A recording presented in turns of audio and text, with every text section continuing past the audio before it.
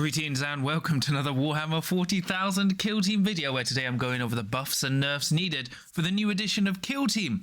But before we get into things, please remember to like and subscribe as well as comment. Let me know what you thought of today's video. Do you like it? All that kind of jazz. And remember, I've got a Discord you can check out for free in the episode description below, and a affiliate at Element Games, and a affiliate at discount code at Crossfire Games, and a Patreon if you want to give me some more support. But let's get on with the video. So yeah, today I'm going over the buffs and nerfs I think which are needed for the new edition of Kill Team. Now this is based on all the tournaments I've been at, because I've done 4 tournaments now. 3 in the UK, 1 in America. Talked also to a lot of competitive players and even like non-competitive players who are also not really like, well, just to see their opinion of the game. But this is all just my opinion. I actually don't think any of this will happen, but it's just me posting what I think. So it's just for fun. It's not like this set in stone, because remember, not a playtester. But overall, balance is pretty bad. Like, the game is in a horrible state. So I was discussing with players at the weekend because I was at a tournament, and I'm pretty open that I think the game's in a horrible place. I know a lot of other people agree as well. And the problem is people are like, oh, it's not as bad as Custodies were at the start of 2nd edition. And I'm like, I think it's worse, because before it was just really Custodies that were broken. At the moment, you have like 3 or 4 teams which are not just a little bit weaker than Custodies, but imagine if you had a team that was a little bit weaker than Custodies, but there was 4 of them. And the problem is it makes the pool of competitive teams really tiny. So if you're not running one of those top teams, you can't really play in events. And that's basically been reflected from what we've seen in the stats and other tournament results. So it makes it really unfun to play, especially when the majority of factions are borderline unplayable. Like, what makes it worse is also how horrible the wording is. So the wording for this edition, for some reason, is terrible. We can't decipher what is rules as attention, rules as written. There's a lot of clashing statements. It's very, very confusing at the competitive level, which is a bit disappointing considering Games Workshop were very clear to stress that this is their competitive game. So coupled with the bad balance, it means the game is in a really bad state overall. And it's like, the other issue is, I've been speaking to a lot of players as well, even with the Statsman, Smiles, Lies, Gunfire. Just because there are a small sect of overperforming teams doesn't mean there are other problems. So if you hit these teams, you then need to adjust some other teams as well, because once you like knock down the big 3 or 5, then another set of teams will rise up, because the reason they're not dominating the game is because they're just not as toxic as the other teams at the moment. But the good news is the core game is fine. Like, the core skeleton, I actually think the new way to play competitively is good. The 9 missions are pretty much great. Kill zones are overall pretty good, and like generally most teams are really well balanced. We do have some underperforming teams, but the overperforming teams are just like warping everything, which is coupled with the bad wordings. And as I said, unlikely any or many of these suggestions will happen at all. This is just my mad ramblings. So first up, we've got some core rule changes. So what I would like to see first are you add this to valid target, because at the moment there's a big issue with valid target. You've got it placed in 2 different spots in the rulebook, but the game doesn't clarify which one it checks. So you've got valid target at the start, near the start of the core rules, which says an operative is a valid target if it's unless it's a conceal operative within control range of cover, or that's it. So the way I would change it is, because if you go to the shooting version, it also adds the step operatives aren't valid targets if they're within control range of enemy operatives. But the issue is that's valid target under shooting, and then you have valid target generally, but the game never specifies which valid targets it's checking.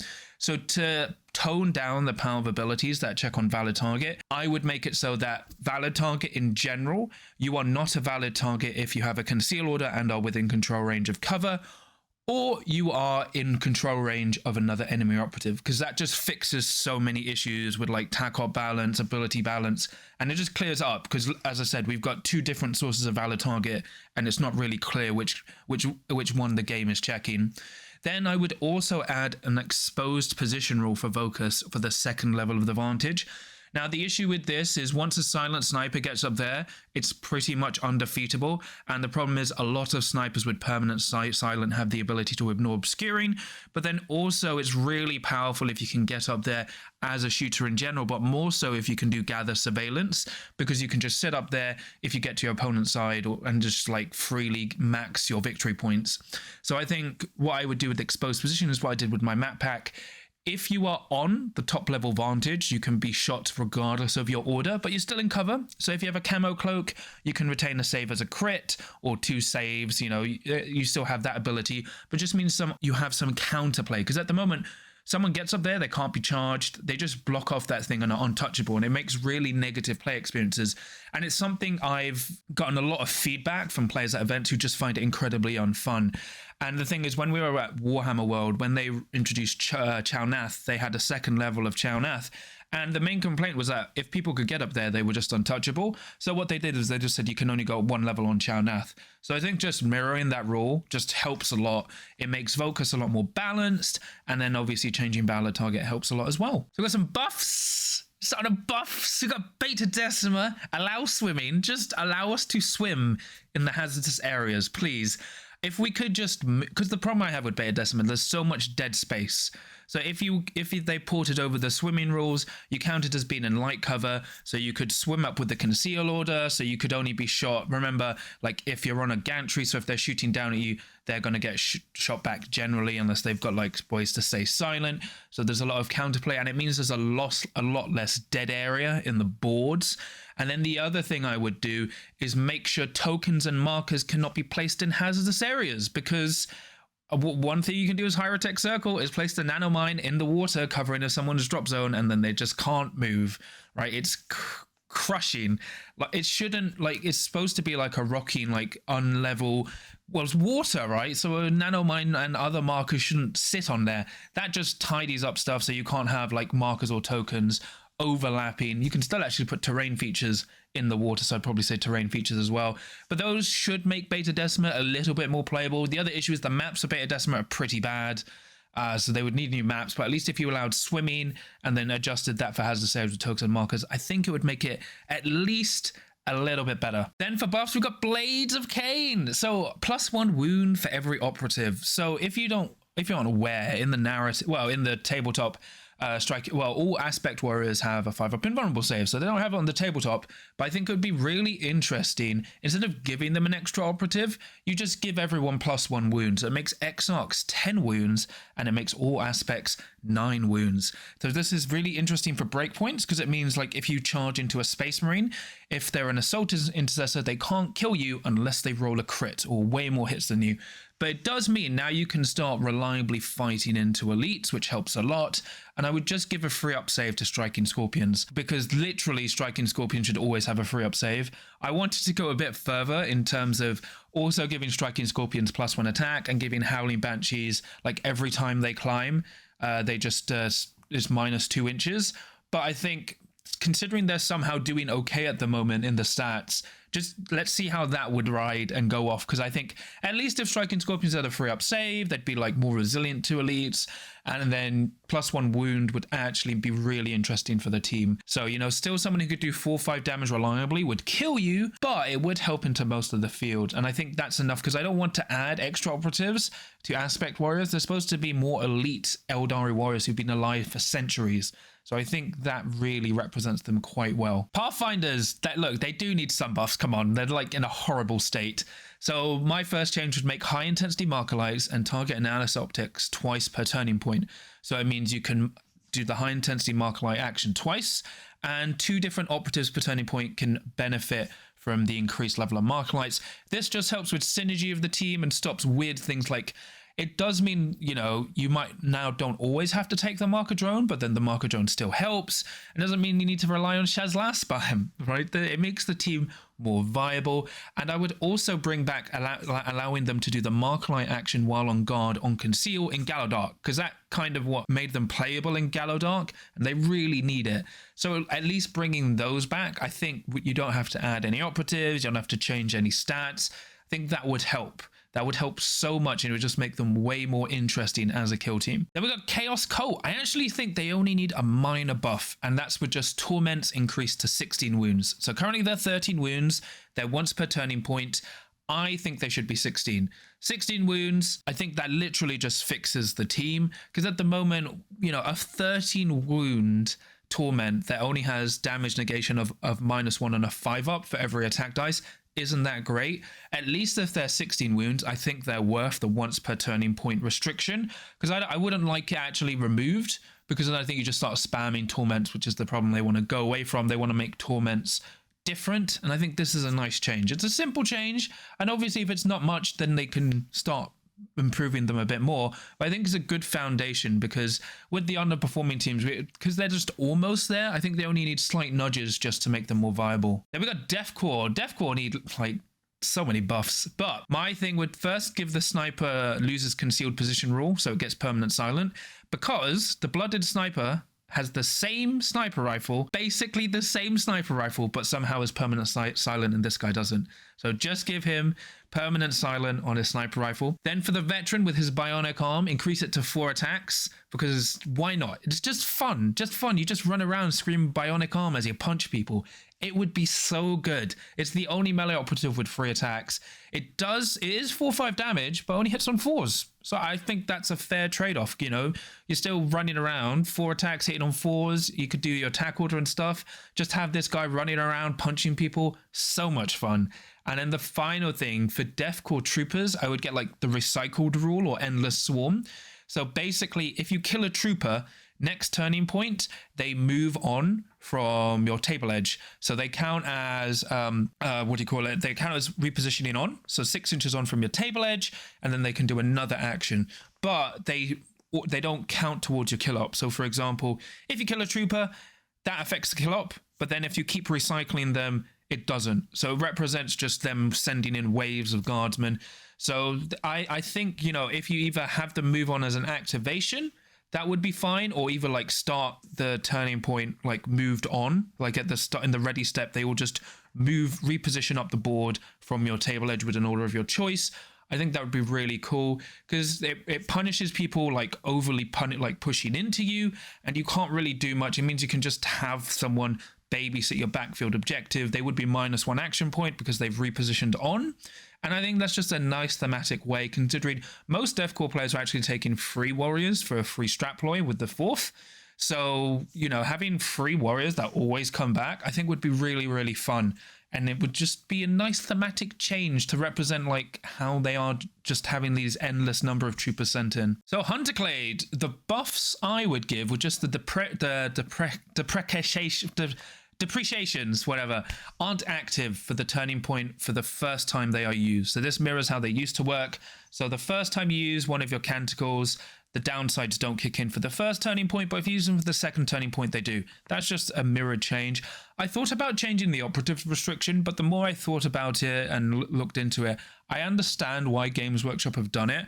Because the issue is, if you don't remove the restriction at the moment, you always just run 5 assassins and 3 gunners. And I think they wanted some, if you want to take 5 assassins and 2 gunners, you need to take an assassin leader. So they want to force some synergy there, which I think is fair. And obviously, if this buff doesn't work, then you can tinker around with that. But I think if at least the depreciations aren't active the first turning point, the team becomes way more playable. Because at the moment, you get punished for using your rules, and there is some nice counterplay, but most factions don't. So just having it not work for the first turning point is cool, because then it allows you to cycle more and makes the team more fun to play. Then for Imperial Navy breaches, they desperately need some kind of buff. But I think the first thing, because people like make them 8 wounds again, and no, them being 8 wounds was give everyone +1 wound was the problem with this team. The way I would buff Imperial Navy bridges, just a minor one first, and allow the Axe Jack to benefit from brace for counterattack if it performs a charge action with Emboldened, because it's kind of not that great anymore. Emboldened doesn't really do as much as it did. So at least having that operative wade in, fight, and then still be at -1 damage with on a 5-up also -1 damage, I think would be really cool on a 7-wound operative.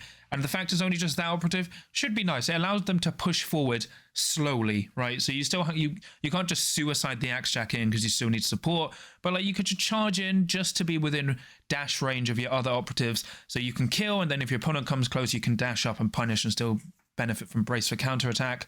So I think that would be a nice simple change, which should do enough. Well, it will be a nice start, right? Because it's difficult to buff this team without breaking them. Vespid, in my opinion, do need a buff. And the way I would buff Vespid is either give them +1 operative, because they get 10 Vespid in the box and the oversight drone, which makes them 11 models. Or if you want to make it, you know, test the waters first, I think the oversight drone should instead gain the expendable rule, so it doesn't count towards the kill op. Because at the moment, if you look at all the other miniature machines for other kill teams, they don't count towards the kill op. So why does it for the Vespid? I think at least making the oversight drone not count towards the kill op would help a lot. It brings you down to kill grade 9, like for your kill op, it brings you down to 9 models despite being a 10 operative team. It means your opponent literally has no real reason to go for the oversight drone unless like trying to get your communion points hit, and it would just be fairer, because I feel the main problem the Vespid have is they're forced to take the oversight drone and they get punished for it because it counts towards the kill op and stuff. So I think that kind of change would be very nice. And then go from there, just see how they do, and like maybe if they're still underperforming, then give them another Vespid. But it'd just be nice, because the main problem they have is a lot of the top teams turn off their abilities. So maybe with this change of making the drone expendable and toning those teams, maybe that's be enough. But I think the drone definitely needs the expendable rule. Now we get onto the nerfs. So Legionary are basically one of the most broken teams in the game. They are absolutely crazy. They are not balanced at all. There is like no way they are balanced. So some people are upset. I wasn't talking about how broken Legionary are. They are broken. They are dumb broken. They break the game in so many ways. Like they needed the 14 wounds, but then the games just kept on going. Like you have to learn to say stop. After so many games and tournaments, what I would do is first off, Implacable no longer affects piercing. This is like the biggest issue. Because I remember like near the end of the 2nd edition, I was actually saying maybe they can do what 40k did. For a command point, every elite kill team gets access to Armor of Contempt, which downgrades piercing by 1. And everyone said, no, that would be crazy. And I was like, okay, fine. And then Games Workshop just did it anyway. And it's too problematic, right? Everyone who told me it was wrong was right. This is absolutely broken. We all knew it was crazy when we first saw it, but the more I've played it, it's just absolutely dumb. So what I would do is Implacable no longer affects piercing. Instead, it now allows a normal success save to be changed to a critical success save, as well as ignoring negative APL modifiers. And if you are a veteran player, you know this is the old Nurgle effect. So I would just be replacing it with the old Nurgle effect. Now, while you do lose the effect of ignoring piercing, which is broken, you now can generate more critical saves, but also you ignore stun, which is really, really good. I think that's a fair trade-off because there's lots of ways to apply stun in the game. So Nurgle Legionary being able to do that, I think is fine. It's a fair trade-off. You now get blown up by Melter and Plasma, but you're a bit more resilient. I think that's a fair change. Then for Quicksilver speed, I believe it should only trigger the melee effect if an operative has performed an action in which it's moved. So it mirrors the Slaanesh effect. I actually think the Slaanesh version of Quicksilver Speed is very balanced because it only triggers after you've moved to get the -1 to hit from shooting. If it did it for melee, it means you now have to take the initiative and charge, especially into elite mirrors. Because the problem is you can go second, pop Quicksilver Speed and just stand there, and if your opponent charges you, you're -1 to hit. Now, if you change it so you have to do a move action first, so like charge, dash, reposition, fall back, your opponent now actually gets rewarded for taking the initiative, where you may now have to go like, okay, I'm going to pop Quicksilver Speed, but I'm to a Horde team. They're going to get +2 command points, but now I'm going to get -1 to hit. So I'm going to do that and charge because it allows counterplay. There is no counterplay to Quicksilver Speed except like blocking it or hoping the Legionary player doesn't have enough command points. So that's a good change. I think that's all that they need there. The Chosen needs to heal D3 plus 1 wounds. It should not heal D3 plus 3. I love the Chosen, but what they've done to the Chosen is make him insane. Like, I've had situations where it's almost like my opponent's like, I need to stop running into you because all I'm doing is making him stronger. He heals way too much, way too reliably. Just make that D3 plus 1. Even D3. I think D3 plus 1 mirrors a lot of other healing abilities, so that'd be fine. The Anointed cannot perform shoot actions or unique actions when Unleashed Demon is used, because it's really weird that the Anointed can go into demon mode, run up, bolt pistol someone in the face, then drop a smoke or a stun. It's really weird. I think they forgot it could do that in terms of, because it couldn't do that last edition. The fact it can open doors, fine. Doors, everyone should be able to open doors unless you're like a tiny robot. But the problem is it just runs around, it can run around, shoot, and do unique actions. So just remove that. That's just, they shouldn't be able to do that. Then Favored of the Dark Gods is once per game for the Icon Bearer. I've seen people say like, just make it on a 4-up. And it's like, look, the Icon Bearer is already good. Just make the command point once per game. Because if you make it work on a 4-up, what are you supposed to do when the Legionary player just keeps rolling a 4-up every turn? It's just like unfair. So just make it once per game.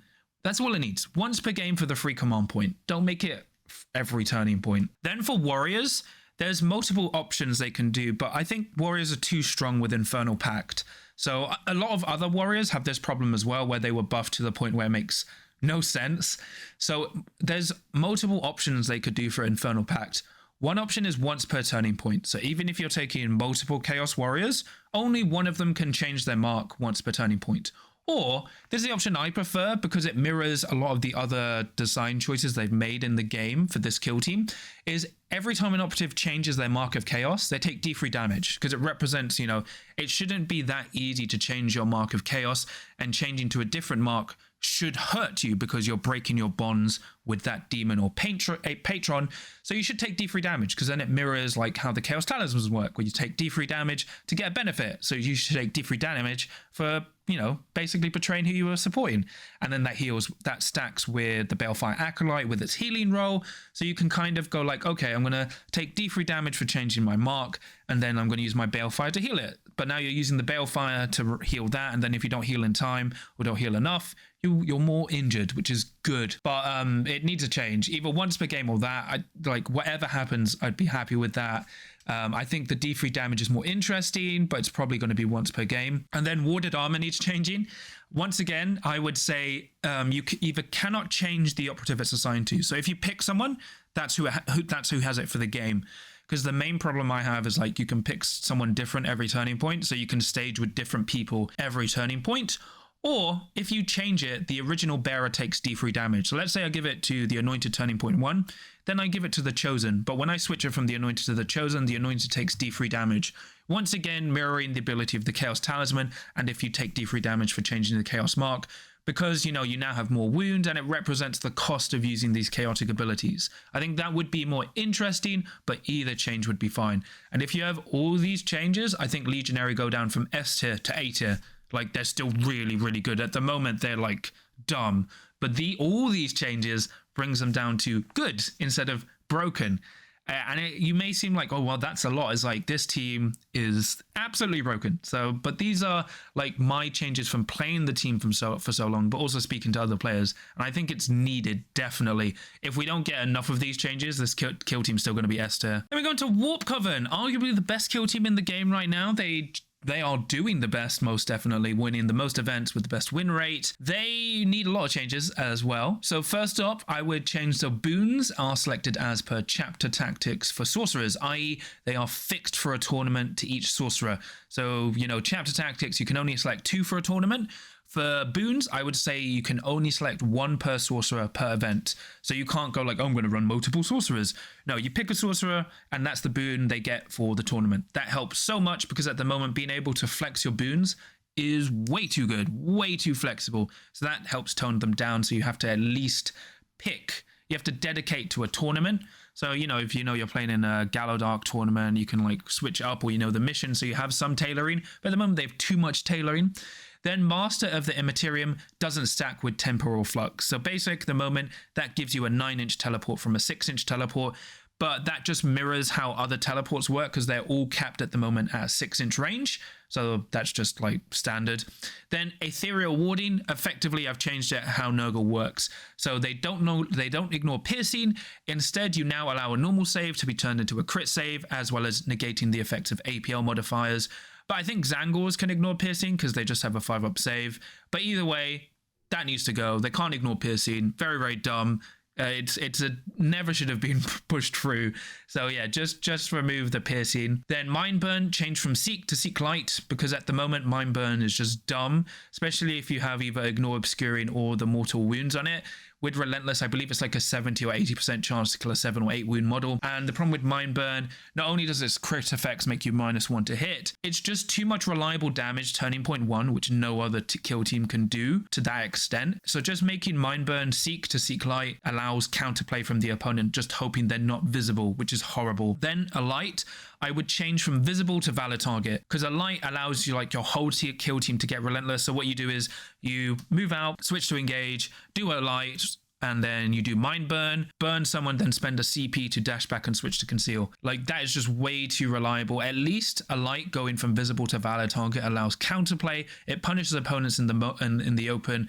So just allowing counterplay helps a lot. Warp Flamers needs to go down to 3/3 damage from 4/4. If you could only take one Warp Flamer, I would say 4/4 is fine, but the fact they're piercing 1, 4/4, you can take them twice and they can fire twice, is just too oppressive. Making them 3/3 damage would be a lot fairer, because they're still piercing 1 and you can still double fire. And with basically everyone who can ignore piercing 1, ignoring that, like that going away, now you're still pushing through reliable damage, and I think that's a fair change. And then Arcane Robes change from once per game per sorcerer instead of once per turning point. So as once per game, each sorcerer can downgrade a critical success to a normal success for damage purposes, instead of having it every turning point. Because at the moment, it makes them really, really way too durable. At least making it once per game is a little bit fairer and mirrors other equipment options. And once again, the kill team needs all of that because it's way too much at the moment. And as a White Dwarf team, like it's the most likely to get the most changes, because White Dwarf teams aren't going to get physical card releases and are only digital online. Of all the factions to get the changes the most, I would say the White Dwarf teams. So Warp Coven needs all this, and if you say it's too extreme, look what I did to Legionary. It's not. There's no favoritism here. We must get the balance. Inquisitorial Agents. So if you're a short-term or long-term viewer, you know how I feel about this team. So first off, I would say you can only select 2 requisition factions for tournaments. Now, you may go, John, this is insane. But when I was playing at Nova this year, so Nova was like the last edition event I played at, and they had no rosters. But the way they balanced certain teams, so Inquisitorial Agents were only allowed 2 requisition factions they could take for the tournament. That was the only restriction they had, and it helped. It worked so much because everyone was like, well, if I go Inquisition, I just take everything. And they were like, no, can only take 2.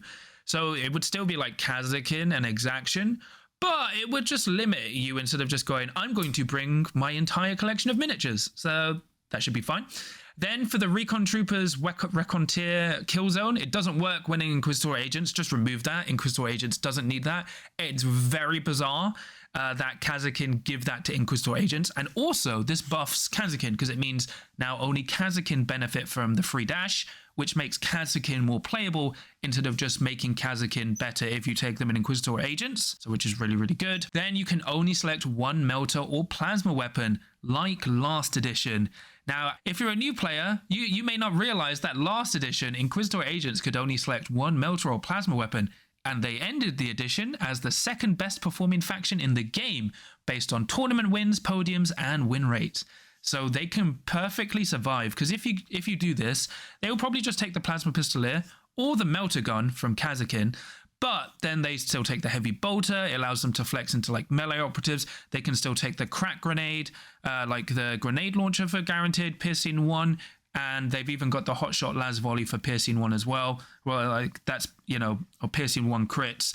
That's fine, right? They still have lots of ways to chip down, and that you can't say they would be unplayable with this change, because literally they were dominating the game last edition with this change. So just revert what they did before. Quarry goes from ceaseless back to balanced, because it used to be balanced.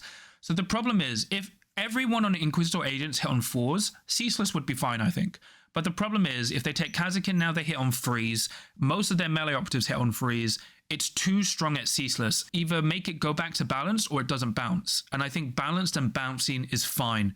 Because the funny thing, you would have like certain competitive players complain that Quarry was useless. They were still dominating events with it. So it's like, you're still doing really well. And balanced is still really good. So just revert that back to balanced. Also, the Tome Skull cannot resurrect. I don't know why the Tome Skull can resurrect. Does the Interrogator just hide one under his robes? Does he take off his own head? Just don't make that resurrect. The kill team didn't need that. Like, because the other thing is the Tome Skull doesn't count towards the kill op. If it counted towards the kill op, fine, let it resurrect. But the fact it can just resurrect and not count towards the kill op makes it really hard to punish, so they just use it for free, which isn't fair. The Quest Keeper Eviscerator changed back to hits on 4s. It shouldn't hit on 3s. I assume that's just a misprint because all the other Eviscerators hit on 4. The only Eviscerators and Power Fists that hit on 3s are the Space Marine Captain, the Striking Scorpion Exarch. That's effectively it. That Quest Keeper isn't on the same level. Just make it hit on 4s. And then the Tome Skull can't benefit from armored bodysuits. This is just more an FAQ thing, but currently the Tome Skull benefits from armored bodysuits, even though it's just a skull. Is it like a skull dragging around a bodysuit to give it that once 4-up save every sequence? So the last part is more just a clarification, because clearly they forgot, but the kill team needs everything else. Needs all of that, because at the moment the kill team has too much choice. No, it still has, absolute authority is left alone. All their other abilities still work. You just need this because the team is so toxic at the moment. It's just on the same level as Legionary and Warp Coven. So you have this trifecta of where Warp Coven beats Inquisitorial Agents, Inquisitorial Agents beat Legionary, and Legionary beat Warp Coven in terms of like advantage wise. So these changes are definitely needed to stop these teams just dominating everyone, because the other problem Games Workshop has, they've made Inquisitorial Agents too good in terms of the other factions they make up of it. Like the biggest sin they've done is invalidate all other Imperial factions that can be taken Inquisitorial Agents. Why would you take Vet Guard? You just run them. Yeah, I mean, why would you take Death Corps? Run them Inquisitorial Agents. Why would you take Kazakin? They're literally better Inquisitorial Agents. Why would you take Exaction? They're literally better in Inquisitorial Agents. So I actually like how 40k did it, where all the Inquisition options had their own separate datasheets and rules for Inquisition, so they were a little bit worse to represent them being better if you take them as their own faction. So just mirroring that helps so much, because like they've really designed this team very, very badly, and it needs a lot of fixes to make it just... Because the other issue is, those other teams just become unplayable in terms of why would you play them. So you need to make these other teams more incentivized by nerfing Inquisitorial Agents. Then we have Novitiates. So if you weren't aware of Novitiates, they currently literally can't die if they're on objectives or mission markers, because, I don't know, beacons really empower them. First off, I would change Acts of Faith regeneration to max 3 faith points per turning point. So at the moment, they can generate up to 5 passively. I would change that to 3. Like, change the wording, however, make it 3 instead of 5. Because the main problem at the moment, this is ignoring operative faction abilities. I'm actually okay with your specialists generating you faith points. So I think it's really cool that the Pronatus and your Icon can generate you Acts of Faith. I think that's fine. I think the problem is the team generates too much passively. So at least if they go down from 5 per turning point max to 3, from their passive ability, that helps so much, because at the moment they have unlimited Acts of Faith, which doesn't really make sense for their costs. And then Defenders of the Faith, it only triggers once per turning point per operative, because the main issue with this kill team, not only do they have unlimited Acts of Faith, but every time they're on a mission marker, unless you're doing 9 damage and 2 hits to a 7-wound operative, they don't die. Because let's say you shoot them with a bolt gun, you get a crit, hit. So normally I would take 7 damage and die, but I halve the crit to take 2 damage, and I take 3 damage for your normal hit. But I've only rolled 1 success. Then I spend 3 Acts of Faith to turn a normal failure into a normal, so I block 2 hits. I now heal 3 plus D3, so usually I heal back all that. And now, once again, I still have the damage negation up because I'm on an objective or I've planted a beacon or whatever. So you can't kill them. Most teams cannot kill them. While it does suck that Novitiates really can't beat Plague Marines, there's no reliable team outside of Legionary that can push through enough consistent damage to kill them. Because in melee, you have to strike for 9 damage in 2 hits to kill a normal novitiate.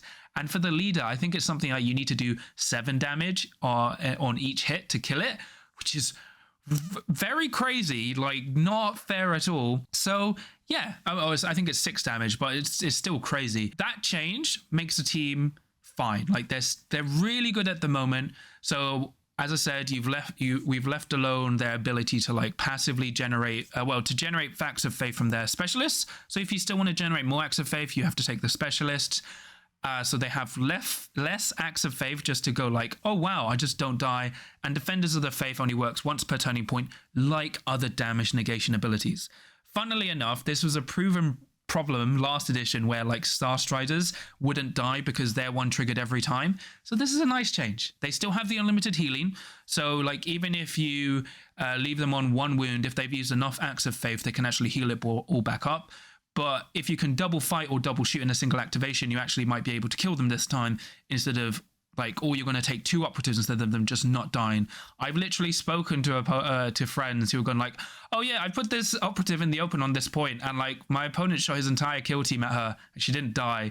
It was fun. Like, that's not fun. So that's all the changes Novitiates need. Okay, Fellgor, look, hear me out, right? Look, I know there's no Fellgor Ravager at Worlds, but that's literally because they cannot deal with elites, specifically the Khorne Shrive Talon. If you take the Khorne Shrive Talon, Fellgor Ravager cannot do anything against it. It's really cathartic, but obviously that sucks. So the way I would change Fellgor Ravager, because once you nerf these top teams, Fellgor jump up to the top because they actually got buffed. So no longer do they turn a hit into a crit with their Savage Assault. They can turn, or ambush, sorry, they can turn a miss into a hit. And, you know, they've still got +1 wound on their Mangler and like their Cygor, you know, the Cyborg Fellgor. All I would change is Frenzy only triggers when an operative is ready. Because Frenzy, at its coreness, sounds like, oh, you killed me, I still get a chance to go. It's not fair that after you are expended, you still trigger Frenzy, because you've already had your go. Making Frenzy only trigger while an operative is ready means your opponent isn't incentivized to alpha strike you, which is how the game goes at the moment. You go after ready operatives. That's who you target. It means Fellgor Ravager still has a defense against that, so they don't get too punished for losing initiative. It just makes it fairer for other teams, because a lot of teams can't deal with Fellgor. And as I said, these are one of the teams where once you've nerfed the main offenders, if you don't at least tap these guys, they're going to start dominating the game. So just make Fellgor trigger Frenzy only if they are ready. It would help so much with so many teams and stop this team being like a design gatekeep, because factions, if they can't get past this team, can't be played competitively. So that would just help so much. Hierotek Circle. Okay, Hierotek Circle. This is a weird team. Like, I think it's 1 nerf away from dying, but they are very good at the moment. So it's really difficult. I didn't want to really hit them at all, but I'm like, they do need some changes. So the first off, Nanomine either goes to a 3-inch radius, because currently it's a 6-inch radius from the token, which is way too wide, or make the range limitation from it 6 inches or 8 inches. Because I think the biggest problem with Nanomine, it's unlimited range, and it's also a huge area. You just pick anything invisible. Before it used to be a 6-inch bubble, like 6-inch range from the Chronomancer or the Apprentech. I think it either needs to be a 6-inch or 8-inch range with that larger bubble, or it goes down to a 3-inch radius. It needs one of those changes. That would just make sense. I would be happy with either of those. If it keeps the 6-inch bubble, like the 12-inch bubble, sorry, then it goes down to like you have to throw it within 6 or within 8. That's fair because you still get counterplay. Or they keep it unlimited range, but it's now like a 3-inch radius. Either of those are fine. That would just help so much. And then Tesla Weave. Currently, it does D3 damage for each Hierotek Circle operative within your control range. I would just make that max D3. Because at the moment, it's kind of too good. And with the amount of damage and chipping and healing this team does, it's too much for most people, even like good teams. So I think just making that max D3 damage so you don't get punished for charging multiple operatives, it helps so much, because you currently do it and gamble and hope the Hierotek Circle player rolls low. Just those 2 changes is enough, and then go from there. As I said, I think if you hit this team too much, they fall apart. So leaving them as they are is fine in terms of like just tweaking Tesla Weave and tweaking Nanomine. Also, please, PS, please fix the wording for magnify and magnification conduits. I'm assuming they clarify it, so you measure the targeting lines from the person you're magnifying through, because that fixes it. Because currently, as per the wording, you check valid target from the person you're magnifying through, but then draw targeting lines from the Cryptek or Apprentech. So just fix it. So the trade is you get magnifying and magnification conduits that works, but your nanomine gets reduced and your Tesla Weave gets tweaked down. I think that's a fair trade. That's a good deal, right? And enough to make this team, I think, fine, and then go from there. Look, okay, Void Dancer Troupe. Look, I actually think Void Dancer Troupe are very honest this edition, but I do think they are one of the teams where their warriors are way too good. So Luck of the Laughing God, I think should only trigger once per game, because at the moment you get 4 free command points every time, like for the game, if you use it every turning point, which I think is too much. With all the things Void Dancer Troupe have, just make Luck of the Laughing God trigger once per game. Look, if you want to make Chaos Mark warriors trigger once per game, I'm down with that too. It mirrors how other warriors work. The problem with once per turning point, the kill team is actually quite CP intensive, but being able to use it every turn is just too good, especially with currently you can use like Murderous Entrance and the Curtain Falls to stack together. So one turning point you can charge in Murderous Entrance, Curtain Falls for free. The next turning point charge Murderous Entrance for free, Curtain Falls for 1. Just make it once per game, because the problem is it's not like Void Dancer Troupe have selection in terms of like when you look at other warriors, it's usually because they're competing with other specialists. For Void Dancer Troupe, their warriors are competing with warriors. So it kind of is crazy they get all this ability. Just make it once per game. And I think that's fine. They're a really good, honest team otherwise. I like that they get 1 inch to climb. I like how the accolades work. They're still very, very good, but more honest. And I think that's a fine tweak. That stops them dominating after all the top teams are nerfed. I think that's all they need. Look, it's just I know people think I hate Void Dancer Troupe. I have like 25 Void Dancer Troupe. Look, that's all they need. Just that tweak. And Plague Marines. Look, Plague Marines. None of this stuff are going to happen for Plague Marines.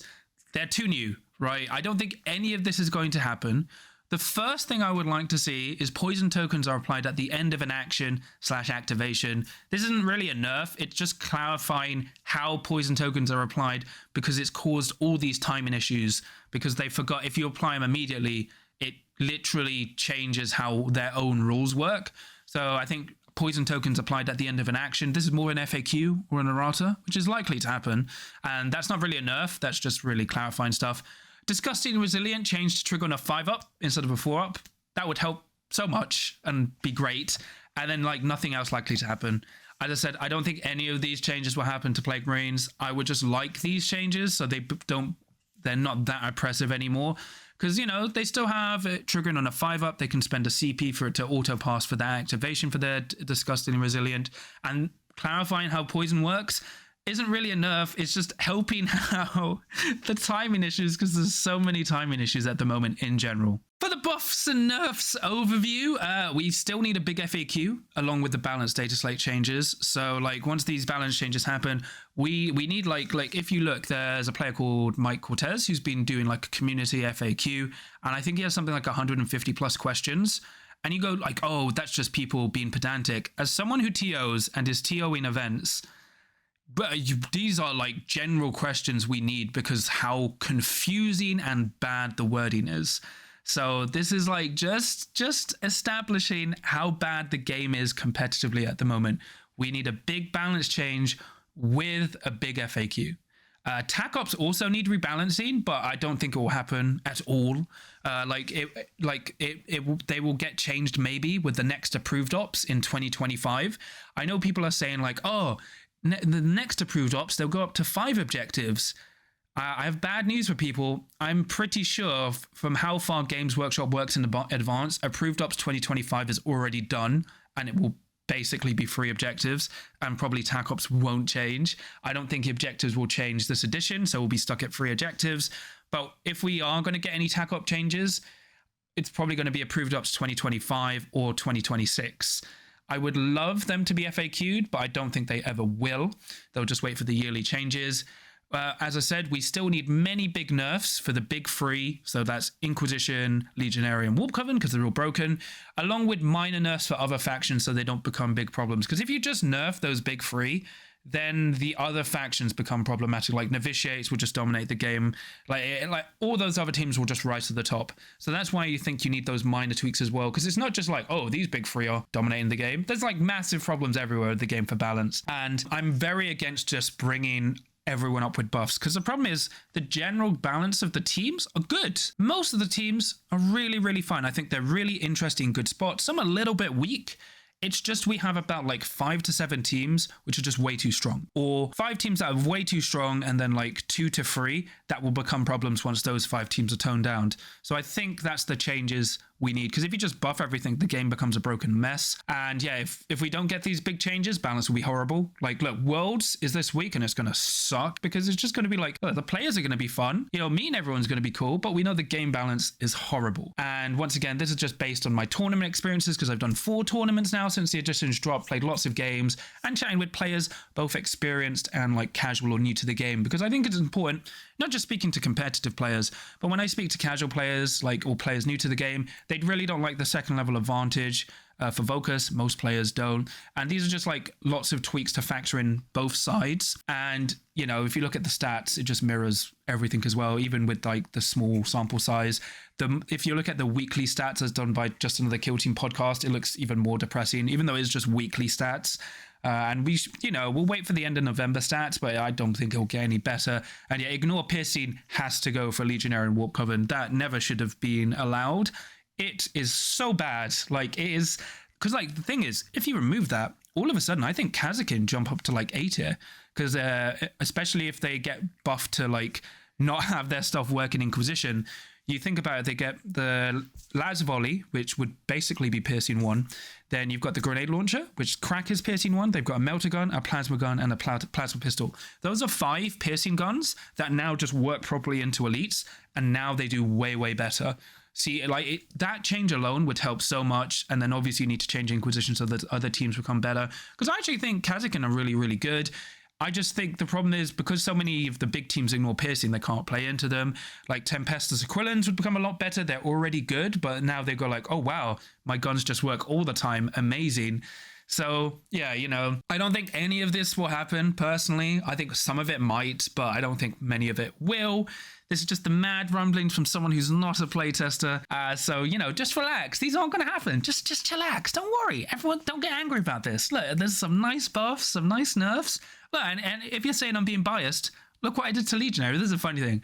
Like, people say I get biased about my own factions, but I literally hit them as hard or harder as everything else. So, yeah, you know, I'm fair when it comes to hitting everyone. So yeah, but that's pretty much it from me today. Please remember to like and subscribe as well as comment. Let me know what you thought of these suggested buffs and nerfs for Kill Team. What do you think of the changes? And let me know about your own.